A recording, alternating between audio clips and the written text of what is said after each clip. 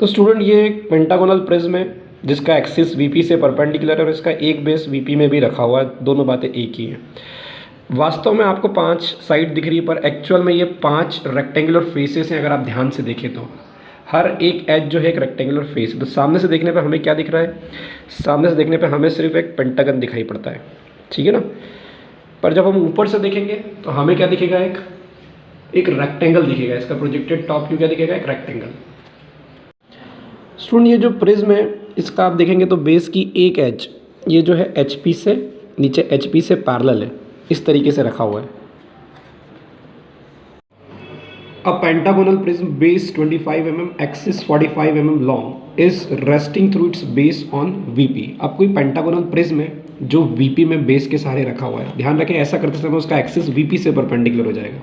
अगर base HP में रखा है तो एक्सिस HP से परपेंडिकुलर हो जाएगा। अब VP में कैसा रखा है ये भी देखना जरूरी है। Such that one of the edge of the base is parallel to HP। इस तरीके से रखा है कि बेस का जो एक एज है वो HP से क्या रहे? Parallel.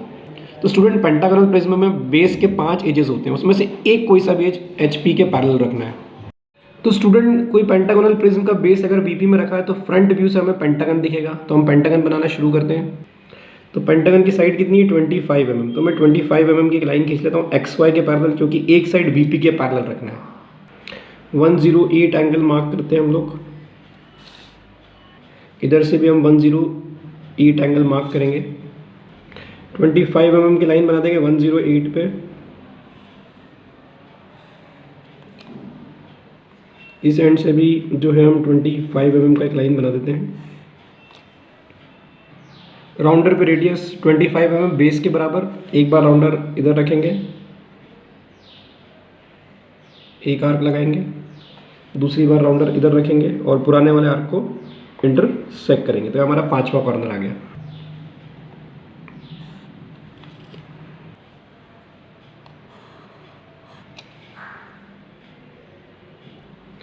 A dash, B dash, C dash, D dash, E dash. अंदर भी नाम देंगे 1 dash, 2 dash, 3 dash, 4 dash, 5 dash, क्योंकि प्रिज्म में 2 पेंटागन होते हैं, एक आगे और एक पीछे। अभी नेम 1 2 3 4 और ABCD ये जस्टिफाई नहीं कर रहा है कि आगे वाला पेंटागन कौन सा और पीछे वाला कौन सा है, ठीक है स्टूडेंट, ये याद रखिए। अब एक्सिस बनाएंगे हम इसका। तो कोई सी भी एक साइड का मिड पॉइंट मार्क कर लीजिए, जैसे मैंने AB का कर लिया, और इसको इसके अपोजिट कॉर्नर से ज्वाइन कर देंगे। ये काम बिल्कुल 3H पेंसिल से लाइट होना चाहिए, दिखना नहीं चाहिए। दूसरी एक और कोई भी साइड, तो उसका मिड पॉइंट मार्क कर लो। मैंने DC का कर लिया। DC के सामने वाला कॉर्नर कौन है? A। बिल्कुल 3H पेंसिल से लाइट लाइन आप मिला लीजिए। ये दोनों लाइन जहाँ भी इंटरसेक्ट करेगी वो आपका पॉइंट होगा। एक्सिस का एक्सिस को हमेशा प्लस से शो करते हैं। रिपीट कर देता हूँ, कोई भी एक साइड लो उसका मिड पॉइंट अपोजिट कॉर्नर से, फिर एक और कोई सी साइड लो उसका मिड पॉइंट अपोजिट कॉर्नर से। आप पांचों में से कोई सी भी साइड लें, अपोजिट साइड से जोड़ दें मिड पॉइंट को। अब सबसे पहले एक एक कॉर्नर के प्रोजेक्टर को 3H पेंसिल से जो हम XY पे लाके छोड़ते हैं, ठीक है, क्योंकि जो प्रिज्म का जो हिस्सा VP में रेस्ट कर रहा है वह हिस्से के प्रोजेक्टर्स XY तक आएंगे,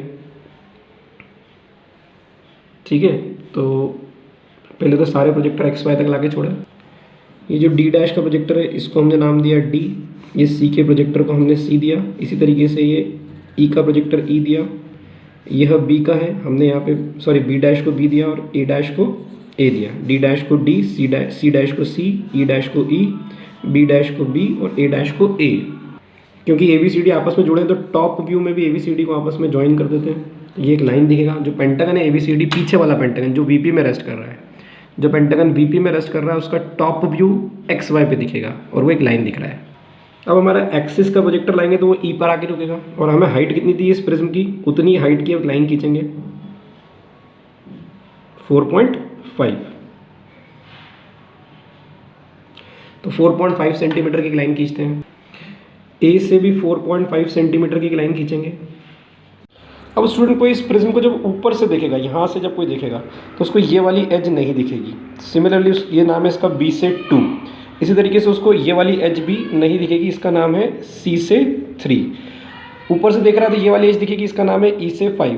तो जो एज नहीं दिखती उसको हम डॉटेड लाइन से डैश लाइन से बनाते हैं। तो मैं C से 3 को डैश बनाऊंगा और बी से 2 जो ये एज है इसको भी डैश बनाने वाला हूँ। तो स्टूडेंट बी से जब मैं 4.2 खींचूंगा तो मैं डैश लाइन खींचूंगा, 4.2 सेंटीमीटर की डैश लाइन। इसी तरीके से जब मैं ई से खींचूंगा तो मैं पूरी कंटिन्यूस लाइन खींचूंगा क्योंकि ई से 5 टॉप से दिख रहा है। जब मैं सी से 3 जोड़ूंगा तो मैं डैश लाइन बनाऊंगा क्योंकि टॉप से सी से 3 एच नहीं दिखेगी। और फाइनली जब मैं डी से 4 जोड़ूंगा तो वो कंटिन्यू, इधर देख रहे हैं डी डैश से क्या कनेक्टेड है 4, तो डी से 4, सी से क्या कनेक्टेड 3, तो ये वाला 3 पॉइंट हो जाएगा। ई से कौन कनेक्टेड है 5, तो ये ई से 5 हो जाएगा। बी से कौन कनेक्टेड है 2, तो बी से ये 2 हो जाएगा। 1 2 3 4 5 को आपस में ज्वाइन कर देते हैं। तो ये प्रोजेक्टेड टॉप व्यू हो गया किसी पेंटागनल प्रिज्म का जब उसका बेस वीपी में रखा हुआ है और उसका एक्सिस वीपी से परपेंडिकुलर है। तो लाइन जो होता है वो पॉइंट दिख रहा है उसका एक्सिस।